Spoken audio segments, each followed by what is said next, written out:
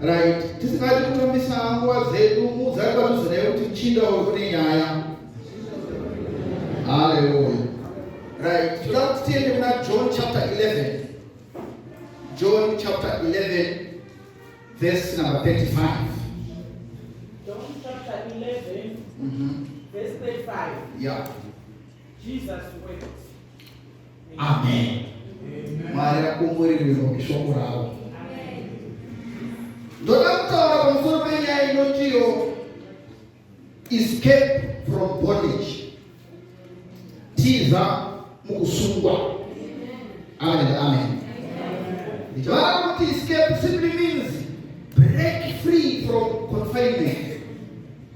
Kureva kuti une mumwe mawakaiswa musingakutenderi kuti uve nemovement.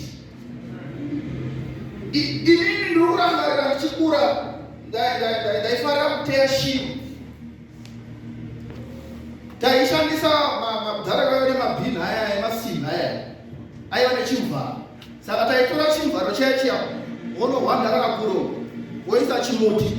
Shiri dzinenge dzauya padhuze wochifura kumasazi wodonhedza mbichana kusvikira chadonha. Waizoona shiri dzakawanda dzirimo, wapedza kuva imomo wainodzitora wodziisa mukeji yaigadzirwa nemasoft wire so keji. Ende kazhinji zhinji hakuna kwainobhururuka ichienda nokuti iri confined. Saka pane pamwe pekuti tiri kuda kuti upukunyuke macho mawakaiswa. When we talk about escaping, we are talking about coming out of captivity. We are talking about you breaking from control. Kune mnyaya inokontrola vanhu. Toda kudhila nayo masi. Right. Vari chipiri ramudatsanangura nderekuti bondage. Riri kureva a slave, involuntary or voluntary. Kureva kuti umwe wakasungwa not by choice. Wozoita akasungwa by choice. Saka wenda wakasungwa by choice kana kuti wakasungwa nokusada, tiri kuda kuti upukunyuke. Amen, amen. Vhesi rakaerengesa iri ivhesi rakaoma.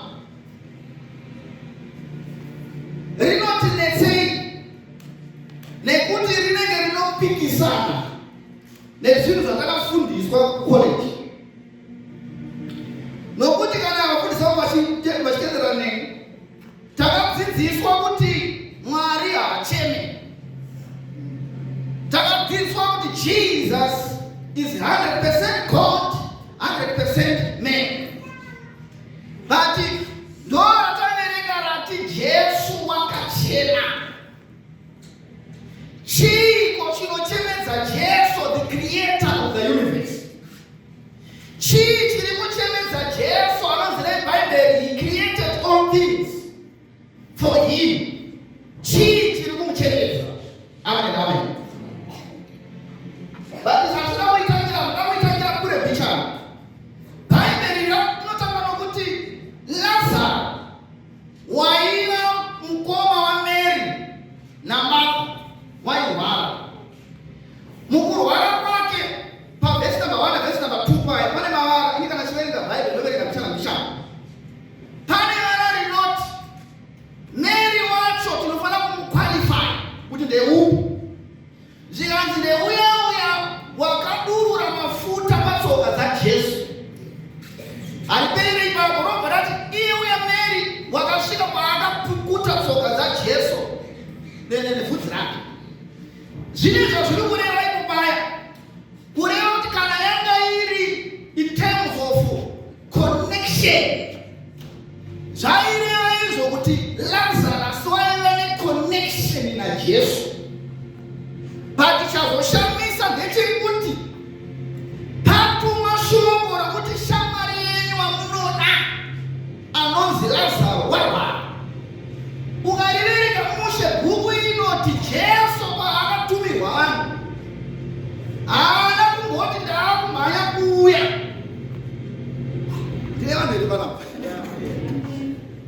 But Jesus, why waenda kumawana Mary na Martha achitobikirwa nevadzidzi ake. Kuna luku kuya pale panonzi neBhaibheri Martha akatombonga akudistract nenyaya yekubika vachibikira Jesu.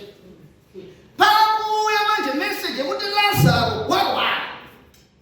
Ukariverenga mushe bhuku inoti Jesu akati uku kurwara hakuzi kwekufa, ndekwekuti Mwari aoneke. But ndo mhinduro iri kudiwa here. Mhinduro yati Lazaro shamwari yamunoda kunorwara, chiuyai muporese. Jesu ndokubva aregedza kuenda. Ende paakaregedza kuenda, I'm sure vanhu vakabatikana vakati varume nemakeke atinobikaya kana Jesu asvika nevadzidzi vake, nhasi ndiye anoshaina asingauyi mune urwere. Ndoyatotamba vafundisi muri kwenu.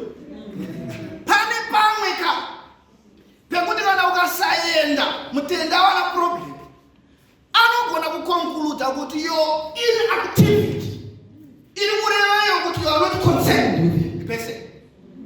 Nyambisirwa inactivity yaJesu hayaireva kuti haana basa naLazaro. Waiva nebasa naye, but waiziva nguva yekuti sei yokuenda. Saka there are some times in your life where you are desperate for Jesus. He doesn't say yes, he doesn't say no, he says nothing. What do you do when Jesus doesn't say anything? Rebakayat. Unaita sema bada. Unaenda Bible not akatopeza zile 2 more days. Asinakwenda. Mungu atofa izwa.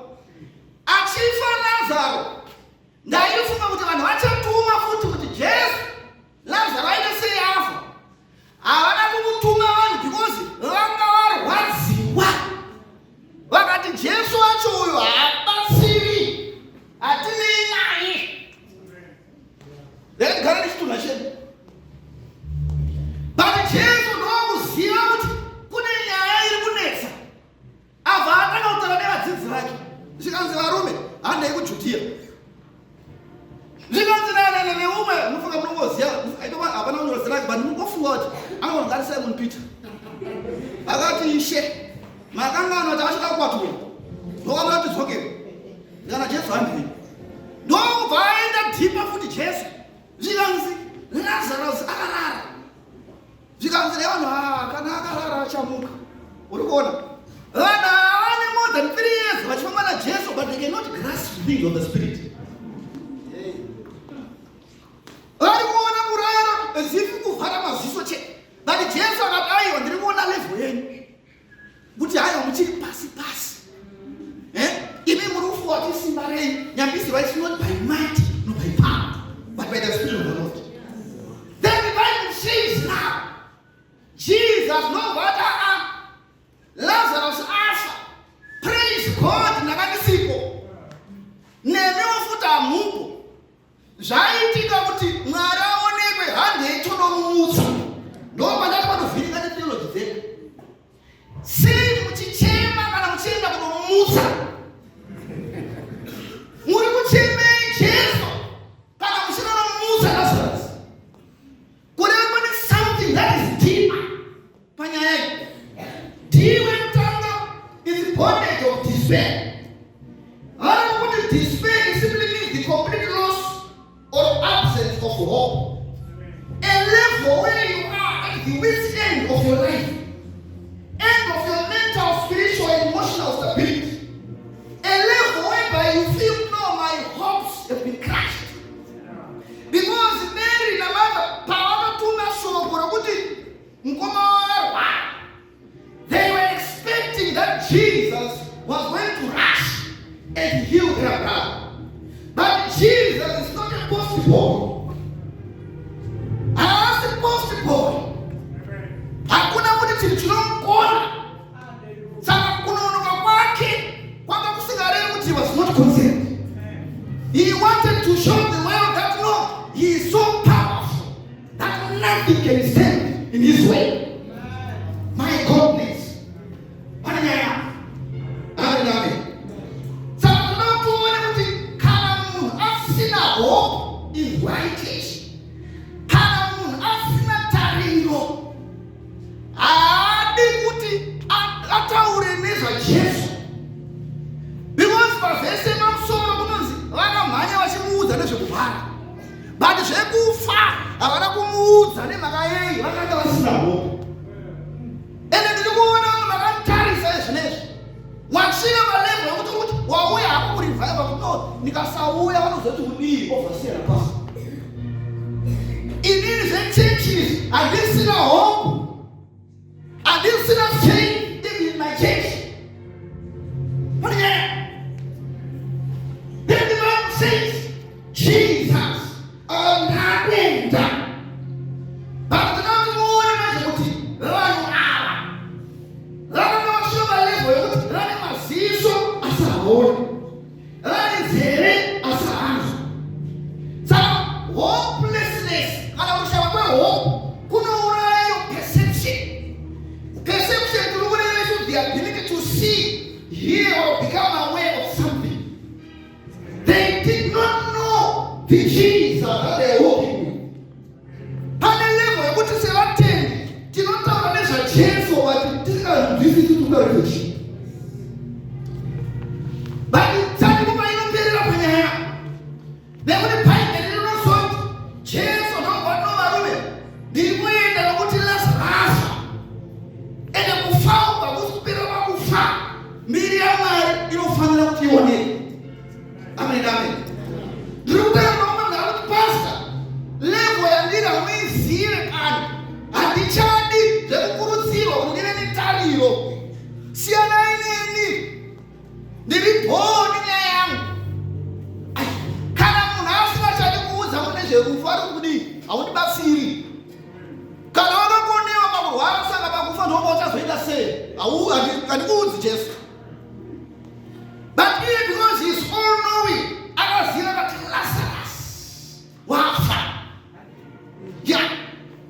Akati no vavengi vane mashoko vachataura namweya nomuntu wadhisikwa setu ingasabuya. Akati toda kunyararidza vanhu kuti nyaya dzangodya chingwa chakamahara. Because let's say imagine kuti maJudha avariko kunhamo. Overseer vanga variko maJudha. Ende kana vanga variko kunhamo munofunga kuti vaitaura kuti kudii? Takakuudza kuti mafuta aya dai atengeswa apiwa varombo.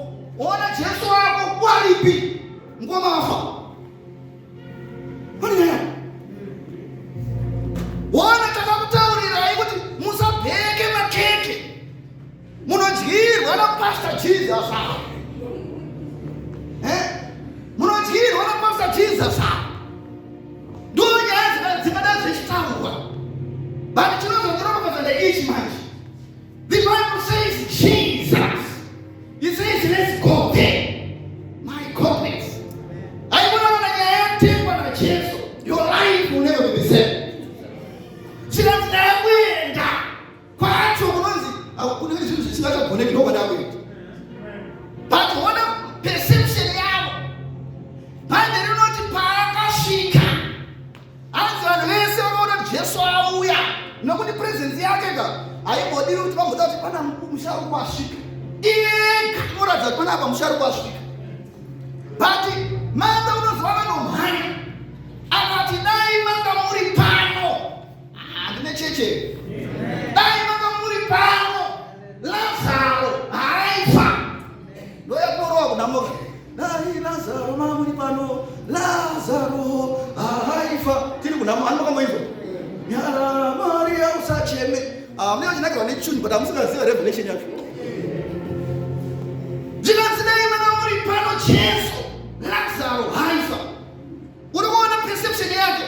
David Jesus is able in the past, in the present, he cannot make it. Even Paul kuti pastor, Jesu akafamba panguva yana Moses. Haikuona pa time yangu iyi. Doctor andipa prescription yemapirisi akawanda. Ndikanyorerwa results ekuti no cancer mungaramirei. Banyeno nachisa. Jesu anoti varume, I am the resurrection and life. Haana kuti no, I will be the resurrection. Akati in the past I was there. In the present I am here. In the future I am there. There is nothing that is impossible with me, Jesus.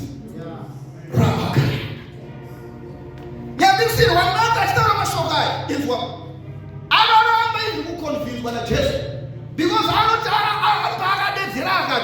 anotenda kuti achamuswa pasecond resurrection. Uri kuona level yake. Haasi kutenda kuti Jesu auya kugadzisa nyaya. Anongogona in the past. Kwa hamuna kubereka Hebrews 13 verse 8. But not he is the same yesterday, today, and forevermore. Panyaya. My goodness. But no far with Jesus. And yet, I want you to know something. That I am greater than death. I want you to know that I am with you. Kuna malakai pale pale zile Bible. Zakabasiri kwa kuna matamari. Nokuti lakaipa wanenge wanosimuziwa. Timalakai. Aziba unozotsika. Hati very happy fear God. They spoke to one another. And God listened. And the Bible says, I will put a distinction. They shall know what I have not found. Those are the mother. Amen.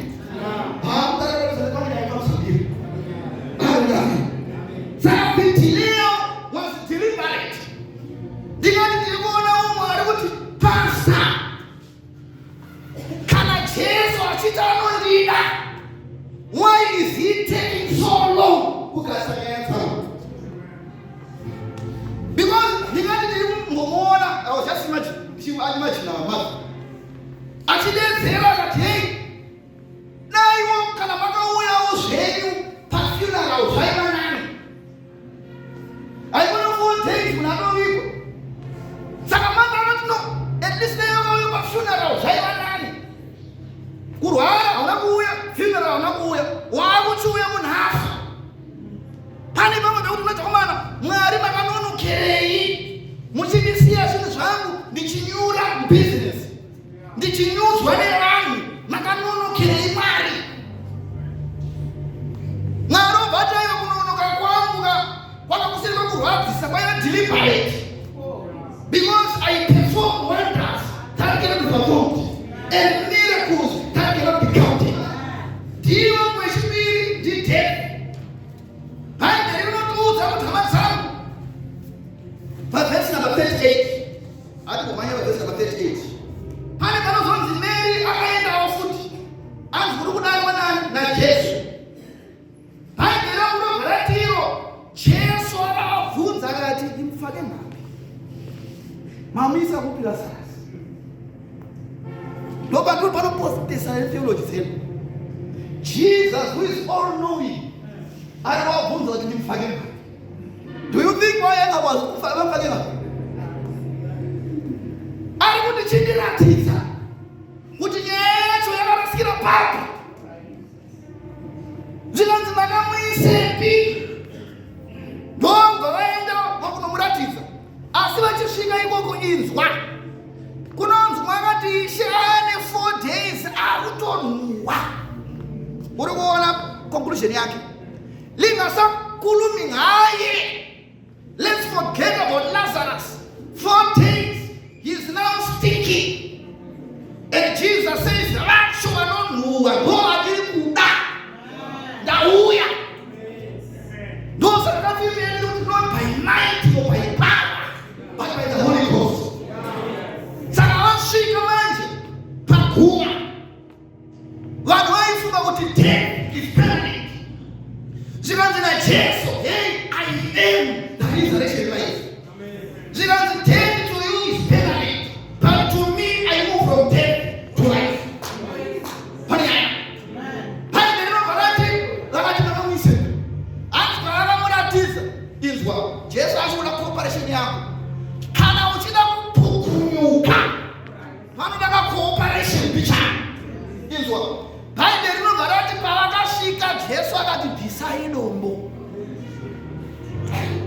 manonoka.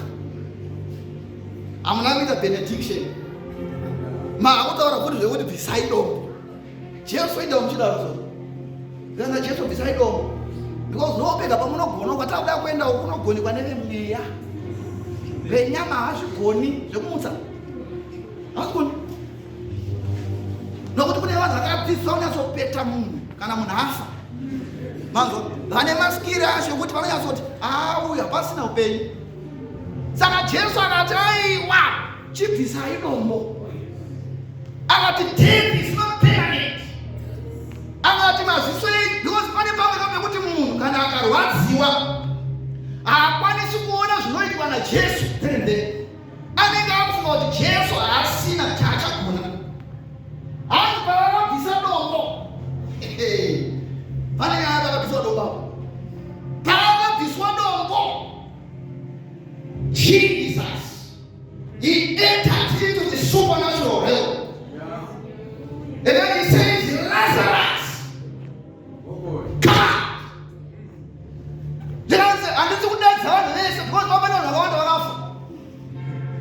Kana mwana kudzirani nyaya kwano dzirati personal level. Chikazi Lazarus, come out. Handizivi kuti chakatanga kubuda chii.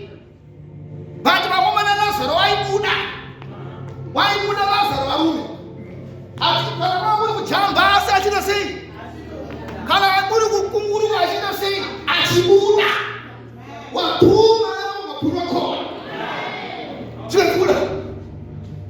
Lazarus, come out. Ibo mwana mazao ndio mafasi. Jesus, anataka kusuru kudenga. Hati Father, you know me and heal these people. Ndoba masuru kwa akachema. Saka kuchema havaelewa kuti Jesu haagoni. Aichema kuti he is a man who has sacrificed his life for myself. Because aifanira kufa haasi Lazarus Jesus. Saka akati no, there's no way we can allow that disorder to take place. You cannot die for me, Lazarus. Lazarus, don't pabuda. Asu safari ni kuti pabuda. Tikungasa kuti safari ni pabuda. Nokuti Bible rinoti paakabuda. Mwanga akasungwa. Akubuda sei. Muri kuona nyecho. Haana kusarudza kurwara. Lazarus. But panapa tiri kuda kupukuyuka. Bible rinoti on the mountain of Zion they shall be deliverance. Achinobuda Lazaro but wanga akasungwa. Ndiye ndiwa kupedzisera disability. La maticha vanokuudza disability kazvinokuda kuti unenge uine limited movements. Anabuda asi maziso anga achakasungwa. Maoko achakasungwa saka anoendepi. Pane statement mfundisi mwe kanondorobafadza ipapo. Panonzi neBhaibheri vakamusunga kana musunungure. Ndofanira kubatisa ipapo. Vakamusunga ngamusunungure. Iwo vakasungwa nani? Pane pamwe pekuti munhu anenge akagara muchechi achifunga kuti ari bhosi asingazivi kuti akasungwa. Anogona kurova himu pakwekutarisha kupedzesera asi akasungwa. Kunamata kunonamatika sei munhu akasungwa. Lakamusunga vacho ndovataada kudhira nawo. Ngavamuregedzi uende. Bhaibheri rinoti vakamusunga vacho. Jesus said to them, loose him and let him go. Ndora tatuma naro kubva kupera. Lakamusunga vacho ngavakusunungure. Umapasa mtapera nehope izwa. Vanyatsofanira kuperwa hope ndiwo Mary na Martha.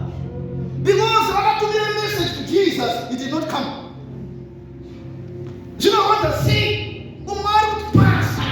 If Jesus was so loving, why is he taking so long to answer my prayers? Kana Yesu alinyasha anononokereiko kunonoka usikurekeza pakanashika his presence. It moves mountains. This one. Papa Sarama Juda. Wamewachwa ezifu haruwezo batsira kuchema Lazarus. Awasiwese wanoyezo batsira kuchema. Ime minoti banama wanesane wachema msozo. Ameno kuloku. Izikuwa utunezo ziyati pani pama patika ukafiwa so. Wano dezana na maita skana. Iyo ndoone msozo zipatusi. Uya. Kanadezwa. Iye wacho ndiye anotaka kubongomora mbele. Ashikosha bageti, mai ningi kana wadari neliko, wadisia nani. But pasina 2 minutes apina Mungu aliputika na usemi. The matter doesn't concern him. But Jesus says, no, I want to silence the critics. There are people who have written you off, but you are written.